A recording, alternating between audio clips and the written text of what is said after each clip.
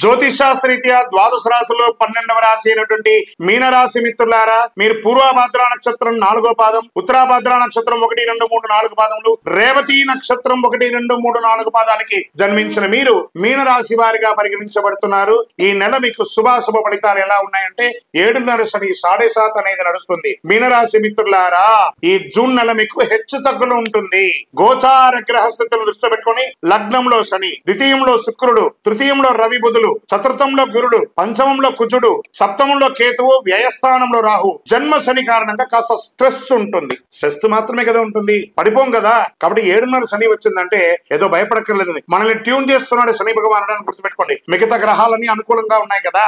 ఈ మాసం మొదటి వారంలో నూతన ఆదాయ మార్గాలు అద్భుతంగా ఉంది. వ్యాపారంలో మంచి అభివృద్ధి, వ్యాపారం నూతన పెట్టుబడి కలిగిస్తాయి. పెద్ద రిస్కులు తీసుకోకండి. గ్రహాలు కొంచెం మిశ్రమంగా ఉన్నప్పుడు రిస్క్ తీసుకోకండి. కొత్త వ్యాపారాలు ప్రారంభించడానికి ఇది అనుకూలమైనటువంటి సమయం కాదు. అన్నదమ్ముల వర్గంలో ఆధిపత్య పోరు, విరోధములు ఏర్పడే అవకాశాలు ఉన్నాయి. వివాహ ప్రయత్నంలో కాస్త ఆశాభంగం చెప్పచ్చు. ఈ మాసంలో బ్యాంక్ లేదా బంగారు ఆధారిత రుణాలు తీసుకునే అవకాశాలు ఉన్నాయి. ఉద్యోగులకి అద్భుతంగా కలిసి వచ్చే సమయం. స్థిరాస్తులు కొని చేసే ముందు చక్కగా ప్లాన్ చేసుకుంటారు. కానీ ఈ నెల ఏది కూడా రిజిస్ట్రేషన్ కానీ ఒప్పందాలు కానీ చేసుకోకండి. కళారంగంలో ఉండే వాళ్ళకి మంచి అవకాశం. ఈ యొక్క కాస్మెటిక్స్ కానీ బ్యూటీ పార్లర్ కానీ వాటికందరికీ కూడా ఈ నెల చాలా అద్భుతం అని చెప్పచ్చు. విద్యార్థులకి చాలా యోగ కాలం. మంచి పాఠశాల లేదా విద్యాలయాల్లో మీ యొక్క డాక్యుమెంట్స్ అంతా కూడా జాగ్రత్త. షేర్ మార్కెట్ మాత్రం ఈ నెల వద్దండి. ఎంత జాగ్రత్తగా ఉంటే ఎంత జాగ్రత్త. లేదండి మేము చేస్తామంటే ఇబ్బంది పడితే మీ ఇష్టం. మీడియా రంగం వారు కాస్త అపనిందలు పడే అవకాశాలు ఉన్నాయి. ఈ నెల కొంచెం జాగ్రత్త పడండి ఈ రాశి వారు. ఐటీ రంగం వారికి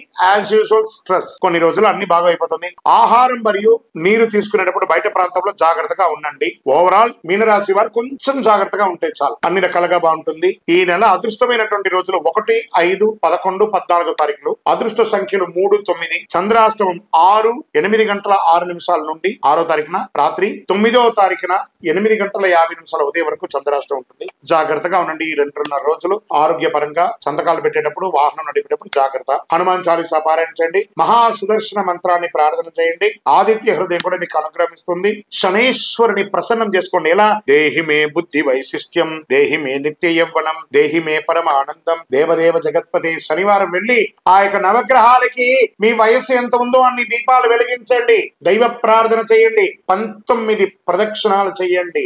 48 రోజులు పూజ చేసినటువంటి అతి శక్తివంతమైనటువంటి కరంగాలి మాలను ధరించండి. ఆరోగ్యంగా, ఐశ్వర్యంగా, విజయంగా, సంతోషంగా ఉంటారు. మీ యొక్క వ్యక్తిగత జాతకం తెలుసుకోవడానికి కింద ఉన్నటువంటి నంబర్ కి మీ యొక్క పేరు, date of birth, time of birth, place of birth చేయండి. ఇంకను మీరందరూ కూడా ఆయురారోగ్య ఐశ్వర్య భోగభాగ్యాలతో ఉండాలని అఖిలాండ కోటి బ్రహ్మాండ నాయకుడు శ్రీ ధర్మశాస్త్ర అయ్యప్ప స్వామి వారిని ప్రార్థిస్తున్నాం. మీరు తిరుపతికి వచ్చినప్పుడు అయ్యప్ప స్వామి వారి 18 అవతారముల దేవాలయాన్ని బ్రహ్మశ్రీ డాక్టర్ చంద్రమణి గురుస్వామి గారు నిర్మించి సమాజానికి అంకితం ఇచ్చారు. జీవకోన అనే ప్రాంతంలో తిరుపతిలో రైల్వే స్టేషన్ నుండి బస్ స్టాండ్ నుండి 3 కిలోమీటర్ల దూరంలో ఉంటుంది.